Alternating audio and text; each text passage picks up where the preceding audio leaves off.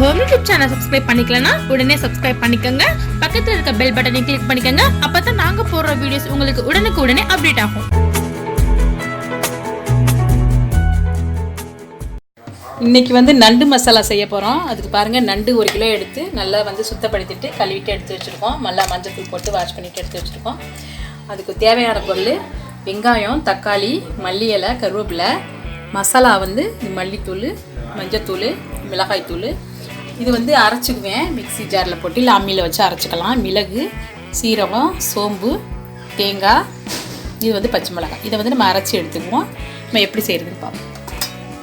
இப்போ ஒரு வானலி சட்டியில் நம்ம ஆயில் ஊற்றி கொதிக்க வச்சுருக்கோம். அதில் வெங்காயம் போட்டலாம். வெங்காயத்தை நல்லா வதக்கிடுவோம்.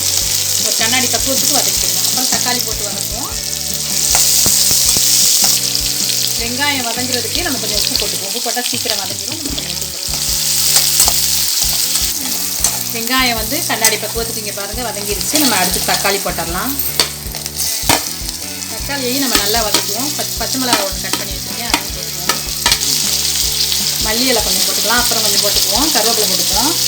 போட்டு நம்ம நல்லா தக்காளிலாம் நல்லா மசிகிற மாதிரி வதக்கிக்குவோம்.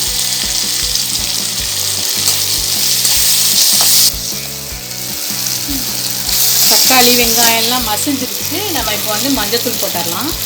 மஞ்சத்தூள் நான் 1 டீஸ்பூன் போடுறேன்.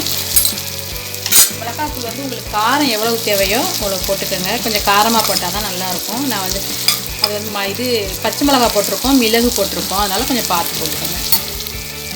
மல்லித்தூள் நான் 1 டீஸ்பூன் போடுறேன். மல்லித்தூள் ரொம்ப போடாதீங்க, ஒரு மாதிரி மணம் மாதிரி வந்துடும். இஞ்சி பூண்டு பேஸ்ட் 1 டீஸ்பூன் போட்டுக்கோங்க.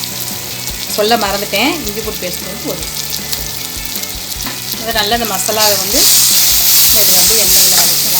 தக்காளி வெங்காயத்தோட நம்ம வதக்கிடுவோம். நம்ம அரைச்சி வச்சுருக்க மசாலாவையும் இதிலே போட்டுடலாம். இப்போ இப்போ அரைச்சி வச்சுருக்க மசாலாவையும் நம்ம இதிலே ஊற்றிடுவோம்.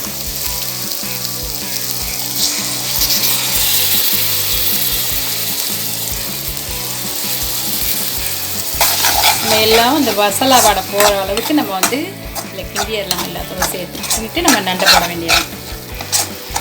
மசாலா நம்ம எல்லா மசாலாவையும் இதில் போட்டாச்சு. எல்லாம் மசாலா அது வாடையெல்லாம் போயிட்டு வாசமாக வந்துருச்சு. நம்ம இந்த ஸ்டேஜில் நண்டை போட்டுடலாம்.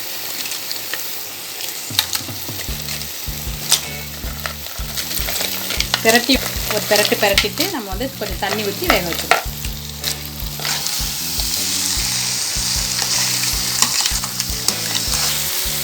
நல்லா மசாலா எல்லாத்துலேயும் படித்து நல்லா சாறுற மாதிரி பெரட்டி விட்டுட்டு நம்ம கொஞ்சம் தண்ணி ஊற்றிடுவோம். தண்ணி ரொம்ப ஊற்றிட வேண்டாம், சீக்கிரம் வெந்துடும். கொஞ்சம் நம்ம கொஞ்சம் வேகிற அளவுக்கு தண்ணி ஊற்றினா போதும். உப்பு கொஞ்சம் போட்டோம், இப்போ கொஞ்சம் நம்ம போட்டுடலாம். நம்ம தண்ணி ஊற்றியாச்சு, நம்ம பெரட்டியும் விட்டாச்சு. இப்போ நம்ம மூடி போட்டு நம்ம மூடி வச்சுருவோம். வேகட்டும். இடையில பெரட்டி விட்டுக்குவோம்.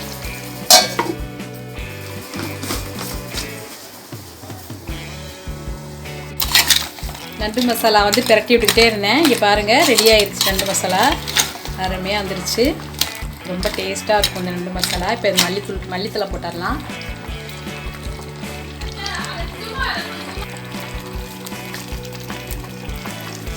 மல்லி இலை போட்டாச்சு.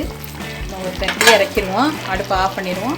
நமக்கு டேஸ்ட்டான நண்டு மசாலா ரெடி ஆகிடுச்சு. சாம்பார் சாதம், ரச சாதம், தயிர் சாதம், ரசம் சாதம், தயிர் சாதத்துலாம் ரொம்ப டேஸ்ட்டாக இருக்கும். சாம்பார் சாதத்துக்கெல்லாம் நீங்கள் செஞ்சு பார்த்துட்டு எங்களுக்கு சொல்லுங்கள்.